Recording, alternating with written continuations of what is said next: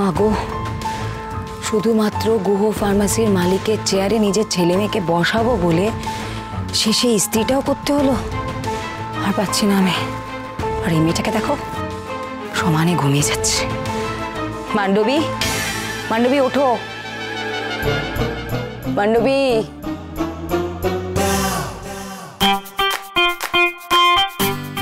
এই মান্ডবী, মান্ডবী ওঠো না।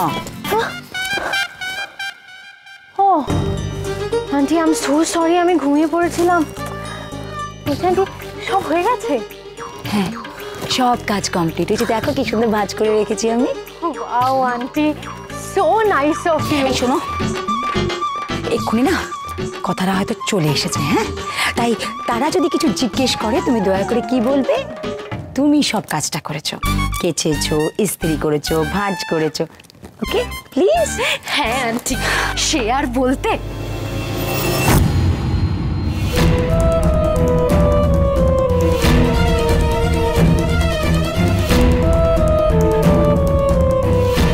এই রে, এরা কখন এলো?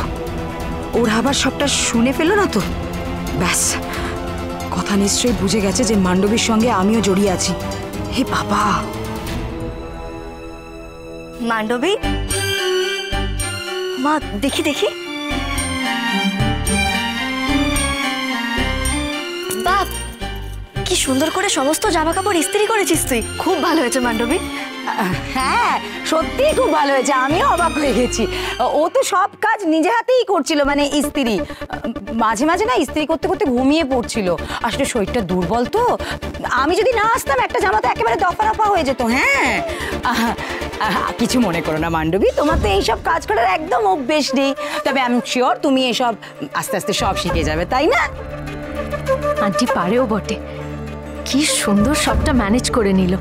তোমরা কথা বলো, আমি আসছি। হ্যাঁ মেজমা,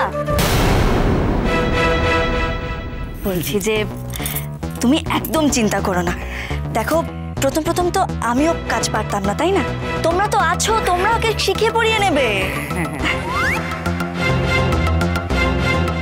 যাক, কিছু সন্দেহ করেন, ঠিক লাইনেই যাচ্ছে সব। কথা বলছিলাম কি, এই জামা কাপড়গুলো প্লিজ একটু অগ্নির ঘরে দিয়ে দিও না। ওকে দিয়ে আর এই কাজটা করিও না, টায়ার্ড তো।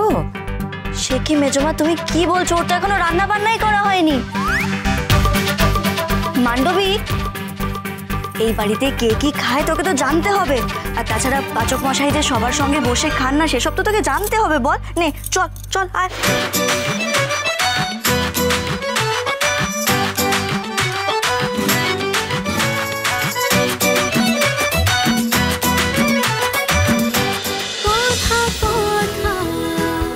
কথা সোম থেকে রবি প্রতিদিন সন্ধে ৭টায় স্টার জলসায় ও ডিজনি প্লাস হটস্টারে।